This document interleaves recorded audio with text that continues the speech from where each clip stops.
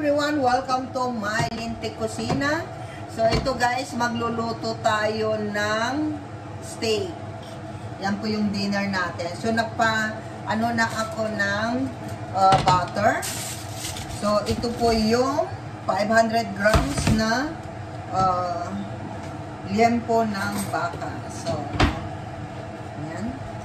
So mainit na mainit yung kawali ko guys. Yan. At saka yung lumon ng ano guys, lumon ng baka. Nilagyan ko na ng herbs. Yan, may mga ano dyan, black pepper, thyme, oregano, lahat ng ano guys, yung alam ko na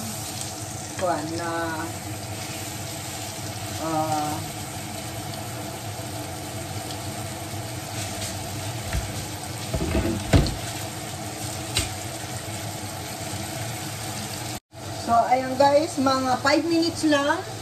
So, gagawin lang natin guys ay ito turn lang natin yan. Ayan. And look at that guys, mamaya-maya makikita ninyo kung gaano kaganda. And of course, meron ako ditong sweet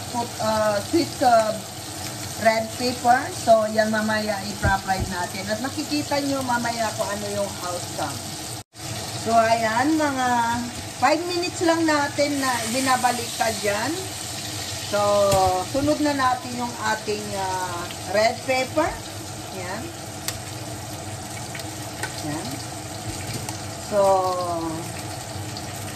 medium rare lang kasi yung gusto ko dito sa meat. So, kailangan huwag natin i-overcook para makuha natin yung talagang gusto nating medium rare. Nasa 500 grams to guys. Yan.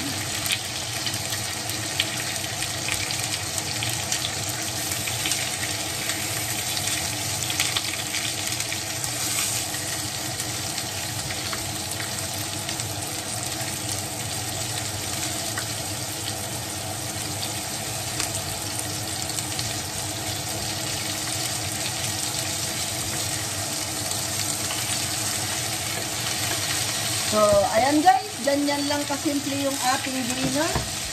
Ay makikita nyo yung mamaya, i-plating natin. So, ayan, na-fried na natin yung ating paprika. And ito ay pwede na rin. So, ready for plating na guys. At makikita nyo guys kung gaano ito kaganda. So, wait lang natin. Plating lang tayo. So, ayan, tinanggal ko na siya sa pan, guys. Pero may aluminum foil ako dito. So, bago natin i-plating, so, kailangan makapagpahinga muna ito ng mga 2 minutes sa aluminum foil. So, balutin natin siya sa aluminum foil para, ayan, ganyan. So, balik tayo, guys, maya-maya. So, ayan, guys, after mga minutes lang, ito, bubuksan na natin yung ating pre-night. So, ayan. Nakapagpahinga na siya. So, itry natin. Ayan. So, ito na po yung ating. So, may mga sauce siya. Ayan. So, may mga sauce na ano. So, tignan natin guys kung medium rare ba yung nagawa natin. So, break natin sa gitna.